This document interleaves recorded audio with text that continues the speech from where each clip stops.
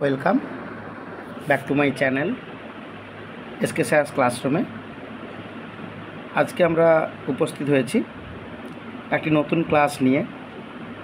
সামনেই ডিএলএডের ফার্স্ট ইয়ারের সকল স্টুডেন্টদের এক্সাম রয়েছে, তো সেই এক্সাম নিয়ে আজকে আমাদের আলোচনার বিষয়। তো আজকে আমরা যে বিষয়টি নিয়ে আলোচনা করব সেটা হচ্ছে চাইল্ড স্টাডি, অর্থাৎ ডিএলএড কোর্সের প্রথম যে পেপারটা সেটা রয়েছে চাইল্ড স্টাডি। এই চাইল্ড স্টাডি পরীক্ষাতে, শিশু শিক্ষা পরীক্ষাতে যে সকল কোশ্চেনগুলো খুবই ইম্পর্টেন্ট এইবারের পরীক্ষার জন্য, 2 মার্কস, 7 মার্কস এবং 16 মার্কসের, তো তার ডিটেলস নিয়ে আমরা আলোচনা করব। তাই ভিডিওটিকে কেউ স্কিপ না করে কন্টিনিউ দেখতে থাকবে। তাতে অনেকগুলো চমক থাকবে কোশ্চেনের ক্ষেত্রে, যেগুলো আশা করছি প্রত্যেকটা ছাত্রছাত্রীর খুব কাজে দেবে এবং ইম্পর্টেন্ট হবে, যেটা দ্বারা ছাত্রছাত্রীরা উপকৃত হবে। যে সকল ছাত্রছাত্রীরা আমাদের এই ক্লাস আজকে ফার্স্ট টাইম করছেন, আমাদের এই চ্যানেলে আজকে নতুন, তারা অবশ্যই আমাদের চ্যানেলটিকে সাবস্ক্রাইব করবেন এবং যদি আমাদের এই ভিডিওটি ভালো লেগে থাকে তাহলে অবশ্যই আপনারা চ্যানেলটিকে সাবস্ক্রাইব করার সাথে সাথে শেয়ার করবেন বন্ধুবান্ধবদের সাথে, যাতে আমরা পরবর্তীতে এই ডিএলএড বা বিএড বা অন্যান্য যে সমস্ত এক্সাম রিলেটেড বা শিক্ষামূলক যে সমস্ত ভিডিওগুলো আপলোড করব, যাতে ফার্স্ট নোটিফিকেশানটি আপনাদের কাছে পৌঁছে যায়, সেই জন্য অবশ্যই আপনারা চ্যানেলটিকে সাবস্ক্রাইব করবেন।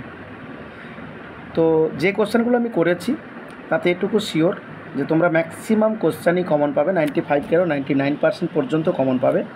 এবং সবচেয়ে যেটা মজার বিষয়, 16 মার্কসের যে কোশ্চেন সবচেয়ে কম কোশ্চেন দেওয়া আছে তার মধ্যে 100% একটা কোশ্চেন পাবে। তো আজকে আমরা যেটা আলোচনা করব সেটা হচ্ছে চাইল্ড স্টাডি, অর্থাৎ এই শিশু শিক্ষা যে পেপারটা রয়েছে সেই পেপারে যে সকল কোশ্চেনগুলো করতে হবে। আমরা কোশ্চেন সেটআপে জানি যে আমাদেরকে 1 মার্কের এমসিকিউ 20টা করতে হয়, 2 মার্কসের 10টা করতে হয়, 7 মার্কসের 2টো এবং 16 মার্কসের একটা কোশ্চেন করতে হয়। তো আমরা ফার্স্ট যেটা আলোচনা করব সেটা হচ্ছে কি 2 মার্কসের কোশ্চেন দিয়ে। তো 2 মার্কসের কোশ্চেনে আমি যে কোশ্চেনগুলো রেখেছি তোমাদের প্রিভিয়াস ইয়ারের কোশ্চেনপত্র অ্যানালাইসিস করে এবং এই বছরের টেম্পটেটিভ যে কোশ্চেনগুলো আসার সম্ভাবনা রয়েছে ক্লাসের ক্ষেত্রে বা ক্লাস করাতে গিয়ে দেখেছি, তার উপর ভিত্তি করে কিন্তু আমি ক্লাসগুলো করেছি বা কোশ্চেনগুলো সেট করেছি। তোমরা কোশ্চেনগুলোকে মনোযোগ সহকারে দেখলে অবশ্যই কোশ্চেনগুলো পাবে এক্সামে। ফার্স্ট কোশ্চেন রয়েছে কি নির্মিতিবাদের যে কোনো একটি সংজ্ঞা দাও, অর্থাৎ নির্মিতিবাদ, কনস্ট্রাকটিভিজমের অনেক সংজ্ঞা রয়েছে, তার মধ্যে তোমাদের যে কোনো একটা সংজ্ঞা দিতে হবে। সেকেন্ড যে কোশ্চেনটা রেখেছি সেটা হচ্ছে কি না বৃদ্ধি এবং বিকাশের মধ্যে দুটি পার্থক্য, অর্থাৎ বৃদ্ধি কাকে বলে, বিকাশ কাকে বলে আমরা প্রত্যেকে জানি। আমাদের প্রত্যেকে আমরা যে কলেজ থেকে কোর্স করছি সেখানে ক্লাসে আমরা জেনেছি। এই দুইয়ের মধ্যে পার্থক্যটা করতে হচ্ছে আমাদের। 3 নম্বর কোশ্চেন দিয়েছি আমি এখানে, শিশুদের ক্ষেত্রে ভয় যে উৎপাদক তার উদ্দীপকগুলো কী কী সেটা তোমাদেরকে লিখতে হচ্ছে। 4 নম্বর কোশ্চেনে যেটা দেওয়া রয়েছে, 4 নম্বর কোশ্চেনে কী আছে, 4 নম্বর কোশ্চেনে আমি দিয়েছি স্কিনারের যে সক্রিয় অনুবর্তন তত্ত্বের যে কোনো দুটি বৈশিষ্ট্য। 5-এর যে কোশ্চেনটা দেওয়া রয়েছে বিকাশের সংহতি নীতিটা কী এবং এর একটি উদাহরণ দিতে বলা হয়েছে। 6 নম্বর কোশ্চেন আছে সমান্তরাল বা সদৃশ্য খেলার দুটি উপকারিতা বা উপযোগিতা। 7 নম্বরে আছে সামাজিকীকরণের দুটি তাৎপর্য বা সামাজিকীকরণের দুটি গুরুত্ব লেখো। কোশ্চেন নাম্বার 8 আছে কি অতিশিখন কাকে বলে। কোশ্চেন নাম্বার 9-এর কোশ্চেনটা খুবই ইম্পর্ট্যান্ট একটি কোশ্চেন, বহুভাষী শ্রেণীকক্ষ কাকে বলে। এই কোশ্চেনটা কিন্তু তোমাদের 7 মার্কসেও দিতে পারে, কেন অন্যান্য বছরে দেখা গেছে এই কোশ্চেনটাকে 7 মার্কসে দিয়েছে। বহুভাষী শ্রেণীকক্ষ কাকে বলে এবং তার শিক্ষাগত গুরুত্ব, বা বহুভাষী শ্রেণীকক্ষের তোমরা যেহেতু টিচার তোমাদের কী করণীয় ভূমিকা রয়েছে। 10 নম্বরে কোশ্চেন দিয়েছি থর্নডাইকের শিখনের যে কোনো একটি মুখ্য সূত্র, অর্থাৎ থর্নডাইকের আমরা জানি 3টি সূত্র রয়েছে মূলত, সেই 3টির মধ্যে যে কোনো একটি মুখ্য সূত্র নিয়ে আলোচনা করতে বলা হয়েছে বা সংজ্ঞাটা লিখতে বলা হয়েছে। কোশ্চেন নাম্বার 11-এ রয়েছে গেস্টাল্ট মনোবিদদের মতে শিখনের বৈশিষ্ট্যগুলি লেখো। এখানে একটুখানি ক্রপ করতে গিয়ে কেটে গেছে, বৈশিষ্ট্যগুলি হবে, বৈশিষ্ট্যগুলি লেখো। কোশ্চেন নাম্বার 12 রয়েছে শিশুর স্বাস্থ্য বা পড়াশোনার ক্ষেত্রে দারিদ্র্যের প্রভাব লিখতে বলা হয়েছে। কোশ্চেন নাম্বার 13-এ রয়েছে দেখো শিশুর প্রক্ষোভের দুটি বৈশিষ্ট্য লেখো। কোশ্চেন নাম্বার 14 রয়েছে ভাষা ও বচনের মধ্যে দুটি পার্থক্য, অথবা যে কোশ্চেনটা দেওয়া রয়েছে ভাষার উপাদানগুলি। খুব ইম্পর্ট্যান্ট একটা কোশ্চেন, তোমাদের যদি কেউ রিতার বই থাকে কারো কাছে তাহলে সে অবশ্যই 306 নম্বর পেজে পাবে, আর যদি অন্য কারো কাছে বই থাকে তাহলে অবশ্যই পাবে, হয়তো একটু পেজ নম্বর এলোমেলো হবে। যাদের কাছে আইলি বই রয়েছে, ঠিক আছে। চ্যাপ্টারটা হচ্ছে ভাষা বলে যে চ্যাপ্টারটা রয়েছে ল্যাঙ্গুয়েজ, সেই চ্যাপ্টারে কিন্তু একটা কোশ্চেন, ভাইটাল কোশ্চেন, এটা তোমরা কিন্তু আবার 7 মার্কসেরও কিন্তু খুব ইম্পর্টেন্ট কোশ্চেন। 5টা উপাদান রয়েছে মূলত, ফোনোলজি, মরফোলজি, সিনট্যাক্স, সিমান্টিক্স আর প্র্যাগমাটিক্স। এই যে 5টা কম্পোনেন্ট রয়েছে বা উপাদান রয়েছে, এটা কিন্তু 7 মার্কসেরও কোশ্চেন দিতে পারে। তাই অবশ্যই তোমরা এই জায়গাটা কিন্তু দেখে রাখবে ভালো করে। 2 মার্কসেরও আসতে পারে, আবার 7 মার্কসেরও আসতে পারে। 15 নম্বর যে কোশ্চেনটা দেওয়া রয়েছে, দেখো, বিকাশের সন্নিহিত অঞ্চল বলতে কী বোঝায়? বিকাশের সন্নিহিত অঞ্চল বলতে কী বোঝায়? এইখানে কিন্তু তোমরা একটা কোশ্চেন করতে পারো, জেডপিটি যেটা রয়েছে তোমাদের, সেটাও কিন্তু করতে পারো, ঠিক আছে। নেক্সট দেখো, পরিণমন কাকে বলে, অথবা বলা হয়েছে এখানে কি না, চলন দক্ষতা কাকে বলে। 17 নম্বর কোশ্চেনটা দেওয়া রয়েছে, দেখো, আত্মবোধ বা সেলফ কনসেপ্ট কাকে বলে, অথবা সেলফ ইমেজ কাকে বলে।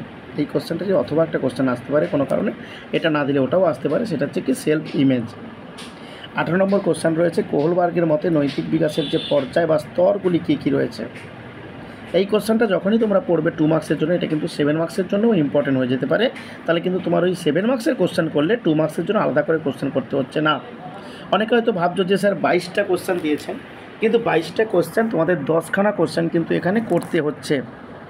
তাই যে কোশ্চেনগুলো দেওয়া আছে, দেখো, ম্যাক্সিমাম অনেকগুলো কোশ্চেন দেওয়া আছে, যেগুলো কিন্তু তোমরা 7 মার্কস বা 16 মার্কসের কোশ্চেন করলে কিন্তু এই জায়গাটা হয়ে যাবে। 19 নম্বর কোশ্চেন দেওয়া আছে, প্রাক বিদ্যালয় স্তরের শিশুর প্রাক্ষবিক বিকাশের বৈশিষ্ট্যগুলি লেখো। 20 নম্বর কোশ্চেন আছে, অন্তর্দৃষ্টিমূলক শিখন কী, অর্থাৎ গেস্টাল্টের যে শিখন কৌশল রয়েছে সেই কৌশলটা কী। অথবা আমরা একটা কোশ্চেন দিয়েছি 2 মার্কসের, ঈর্ষা কী, ঠিক আছে। নেক্সট দেখো, দীর্ঘস্থায়ী স্মৃতি এবং স্বল্পস্থায়ী স্মৃতি বলতে কী বোঝো। দুটোর যে কোনো একটাও দিতে পারে, আবার দুটোকেও দিতে পারে, ঠিক আছে।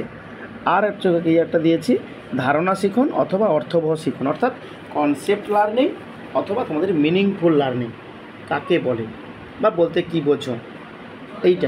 এই 22টা কোশ্চেন আমরা দিয়েছি 2 মার্কসের কোশ্চেন হিসেবে। তো এই 22টা কোশ্চেন করলে আশা করছি তোমাদের কিন্তু যে 10টা কোশ্চেন করতে হবে 2 মার্কসের, তার ম্যাক্সিমাম 99% কোশ্চেন কিন্তু এর মধ্যে পেয়ে যাবে। ওকে, নেক্সট দেখো, 7 মার্কসের যে কোশ্চেনগুলো আমরা দিয়েছি, 7 মার্কসের যে কোশ্চেনগুলো আলোচনা করা রয়েছে, 7 মার্কসের তোমাদের মূলত 2টো কোশ্চেন করতে হয়। তো আমি এখানে 7 মার্কসের যে কোশ্চেনগুলো দিয়েছি, এই কোশ্চেনগুলোর মধ্যে অনেকগুলো কোশ্চেন কিন্তু তোমরা পেয়ে যাবে 2 মার্কসে। দেখো, খেলার যে কোনো একটি সংজ্ঞা দাও। শিশুর সামাজিক ও প্রাক্ষবিক বিকাশে খেলার যে কোনো 3টি গুরুত্ব লেখো। এই কোশ্চেনটা খুবই ভাইটাল, এই কোশ্চেনটাকে খুব ভালো করে করবে, তার কারণ এটা যে 7 মার্কসে নাও দেয়, এই কোশ্চেনটা কিন্তু তোমাদের 16 মার্কসে চলে আসার সম্ভাবনা খুব প্রবল। তাই এই কোশ্চেনটাকে কিন্তু 1 নম্বরে দিয়েছি আমি। এই কোশ্চেনটাকে তোমরা অবশ্যই কিন্তু দেখে যাবে পরীক্ষার জন্য। নেক্সট দেখো, 2 নম্বর, যেটা 2 মার্কের কোশ্চেনে দেওয়া রয়েছে, বহুভাষিক শ্রেণীকক্ষ কাকে বলে। সেখানে কি রয়েছে আমরা দেখো, বহুভাষিক শ্রেণীকক্ষের 4টি বৈশিষ্ট্য লেখো। নেক্সট কোশ্চেন, এই ধরনের শ্রেণীকক্ষে শিক্ষকের গুরুত্ব কী, অর্থাৎ বহুভাষিক শ্রেণীকক্ষ যেটা রয়েছে, মাল্টি ল্যাঙ্গুয়েজ ক্লাসরুম, সেখানে অ্যাজ এ টিচার তোমার কী ভূমিকা রয়েছে বা তোমার কী গুরুত্ব রয়েছে, এটা কিন্তু একটা ইম্পর্ট্যান্ট বিষয়। ওকে, 3 নম্বর কোশ্চেন দিয়েছি আমরা কি, থর্নডাইকের শিখনের মূল সূত্রগুলি যেটা রয়েছে বা মুখ্য সূত্রগুলি যেগুলো রয়েছে, সেগুলো কি কি এবং সেগুলো সম্পর্কে লিখতে হবে। ওকে, আমরা জানি থর্নডাইকের শিখনে 2 রকমের সূত্র, একটা হচ্ছে মুখ্য সূত্র আর 5টা হচ্ছে কি গৌণ সূত্র, আর 3টে মুখ্য সূত্র। তো মূলত এই মুখ্য সূত্রগুলোকে কিন্তু তোমরা এখানে ভালো করে পড়বে। নেক্সট 4 নম্বর কোশ্চেন দেওয়া আছে, প্রজ্ঞার নির্মিতিবাদ কি, এর মূল বৈশিষ্ট্যগুলি কি, আলোচনা করো। 5 নম্বর কোশ্চেন দিয়েছি কি না, প্রচেষ্টা ভুলের তত্ত্বটি সম্পর্কে লেখো, অর্থাৎ প্রচেষ্টা ভুলের তত্ত্বটি কী, এর শিক্ষাগত গুরুত্ব, আর যদি দেয় যে এই তত্ত্বটি সম্পর্কে আলোচনা করো, তাহলে কিন্তু তোমাদেরকে পুরো তত্ত্বটাকেই সংক্ষেপে লিখতে হবে। ওকে, নেক্সট দেখো, 6 নম্বর কোশ্চেনটা খুবই ইম্পর্টেন্ট। আমি বললাম 306 নম্বর পেজে, যেটা 2 মার্কসে দেওয়া রয়েছে, যে ভাষার উপাদানগুলি কী কী আর শিশুর ভাষা বিকাশের এই স্তরগুলি সংক্ষেপে আলোচনা করো। শিশুর ভাষা বিকাশের বিভিন্ন স্তরগুলো রয়েছে, যে স্তরগুলোকে কী করতে হবে, আমাদেরকে সংক্ষেপে আলোচনা করতে হবে। 7 নম্বর কোশ্চেন রয়েছে, স্মৃতির উপাদানগুলি কী কী এবং বিস্মৃতির কারণগুলি সংক্ষেপে আলোচনা করো। যদিও এই কোশ্চেনটা 2023 সালে কিন্তু দিয়েছে, তবে 16 মার্কসে দিয়েছে। কোশ্চেনটা খুবই ইম্পর্টেন্ট, তাই এখানে কিন্তু আমি আবার একবার কোশ্চেনটাকে তোমাদের হাইলাইটেড করেছি। তার কারণ এই কোশ্চেনটা যদি নাও দেয় স্মৃতির উপাদানগুলি কী কী, এটা কিন্তু 2 মার্কসের কোশ্চেনও দিতে পারে, অথবা বিস্তৃতির 2টি কারণ লেখো, এটাও 2 মার্কসে দিতে পারে। ঠিক আছে, তাহলে এই কোশ্চেনটা কিন্তু খুবই ইম্পর্টেন্ট ডিএলএডের জন্য, তাই তোমরা এই কোশ্চেনটা অবশ্যই কিন্তু করবে। এরপরে যে কোশ্চেনগুলো আমরা আলোচনা করব সেটা হচ্ছে আমাদের প্রত্যেকের জন্য খুবই ইম্পর্টেন্ট, এবং আমরা যেই কোশ্চেনটাকে নিয়ে খুব চাপে থাকি, কেন 16 মার্কসের কোশ্চেন একটা লিখতে হয়, তো এই কোশ্চেনটাতে কী আসবে না আসবে। তো এই কোশ্চেনটা আলোচনার আগে আমি বলবো যে প্রথম যে কোশ্চেনটা দিয়েছি এই কোশ্চেনটা 99.99% আসার সম্ভাবনা রয়েছে, তাই তোমরা কিন্তু এই কোশ্চেনটাকে খুব ভালো করে দেখবে। আমি এখানে মাত্র 3টে কোশ্চেন দিয়েছি, এবং 7 মার্কসের যে কোশ্চেনটা একে দেওয়া আছে ওই কোশ্চেনটাকেও কিন্তু কোনো কারণে তোমাদের এখানে দিতে পারে। সেই কারণে আমি দেখো 16 মার্কের মাত্র 3টে কোশ্চেন দিয়েছি। ফার্স্ট কোশ্চেন কী আছে না, পেঁয়াজের মতে শিশুর বৌদ্ধিক বিকাশের স্তরগুলি লেখো।